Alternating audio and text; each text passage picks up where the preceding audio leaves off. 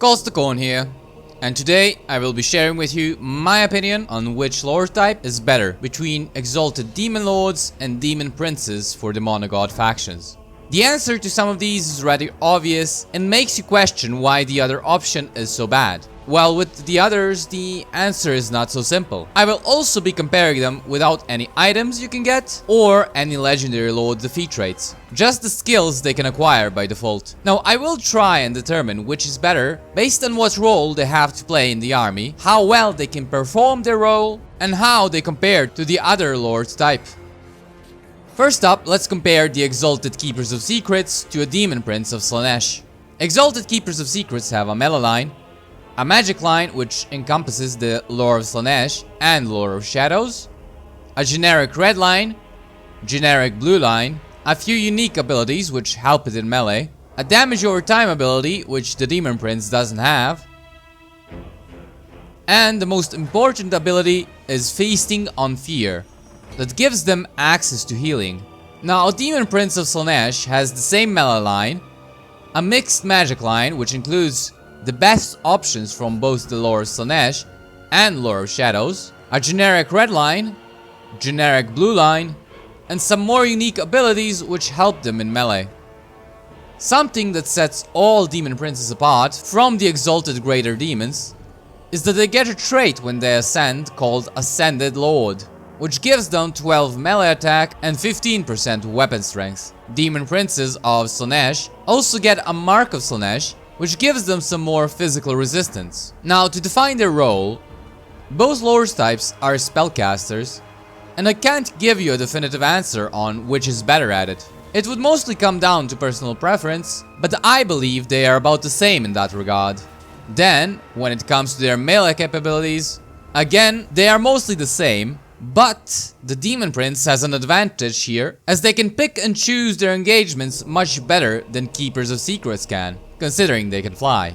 So it will be easier taking out priority targets. When it comes to boosting their armies, I think that the Keepers of Secrets have a slight advantage here, as even though they don't have skills that boost the entire army, unlike the Daemon Princes who provide 10% charge bonus and 15% vigor loss reduction, the red line of the Exalted Keepers of Secrets gives your units bonuses that are better suited for your faction. The Daemon Princes mainly focus on providing defensive boosts to their army, while the Keepers of Secrets focus on providing offensive capabilities which you want more of when playing Slaanesh, as boosting your non-existent defenses just isn't going to do anything. Their blue line is mostly the same, except that Keepers of Secrets, as well as other Exalted Demon Lords, provide an additional 9% army upkeep reduction, which isn't really all that impactful. Now, which do I think is better? Well, I would have to say the Exalted Keepers of Secrets. It mostly comes down to the fact that they have better bonuses for boosting their army and have access to healing. Healing is extremely powerful, and having access to it by default just makes everything else less relevant. Sure, the Daemon Prince can pick and choose its engagements with more ease, but Keepers of Secrets can last for longer. You just have to be more careful about getting shot.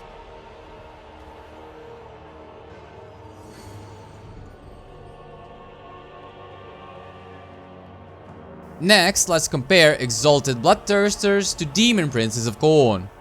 They both have only one melee line, and I would have to say that the melee line for the Exalted Bloodthirsters is much better than that of Daemon Princes, as even though it gives you less of a main stat boost, such as melee attack and melee defense, it gives you weapon strength bonuses for each point put in it, and you can get 10% more physical resistance through it. So when you put all of your points into it, the Bloodthirster will have more weapon strength than the Daemon Prince, even though the Daemon Prince has another 15% weapon strength bonus through their Ascended Lord trait.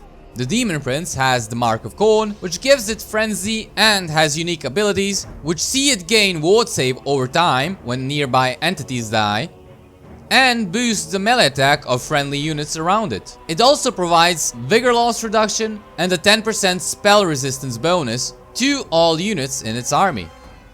The Bloodthirsters, however, gain 3 mutually exclusive abilities, an ability that damages nearby spellcasters when they cast, a breath attack which I usually get, and an AoE explosion around him that damages all units and pushes them away. These abilities give him a bit more of an edge when it comes to versatility. The red line is mostly the same, a bit more in favor of the Exalted Bloodthirster, and the blue line is not really worth mentioning.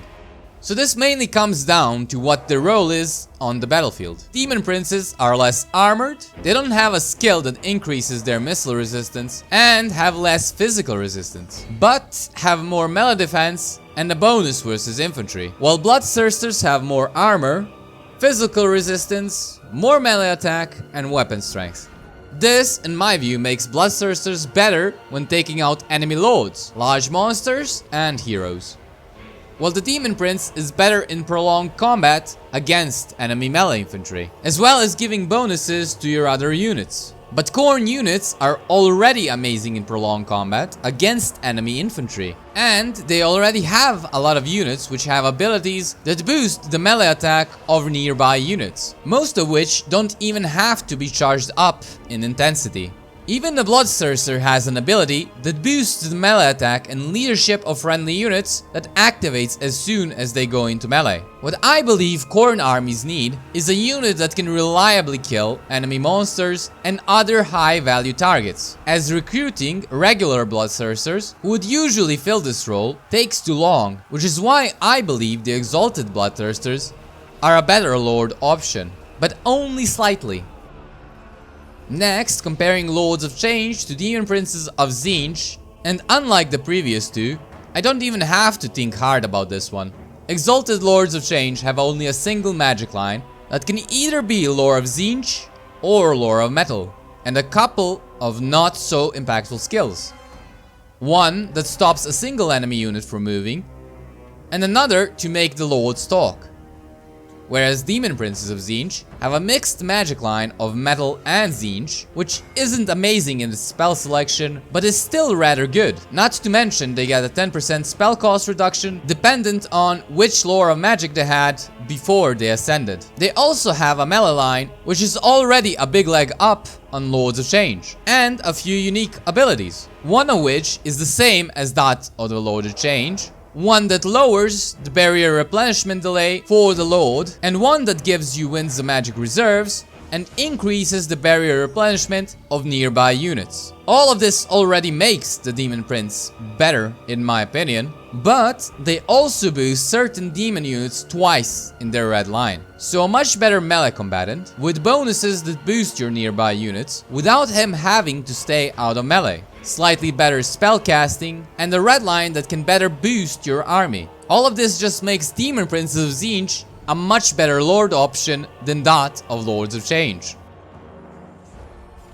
And finally, for Nurgle, I don't even have to discuss why Demon Princes are a better lord option than Exalted Great Unclean ones. They both have a melee line. The Exalted Great Unclean one has a magic line that can either be the Lore of Death or the Lore of Nurgle, and the Demon Prince has a mixed magic line with the best spells from both lores of magic. They are also better spellcasters than Great Unclean ones because of their Ascended trait. Demon Princes also have a few unique skills that give them the same Mortis Engine effect as the Great Unclean ones, give debuffs to local enemy units, and a buff ability to nearby friendly units.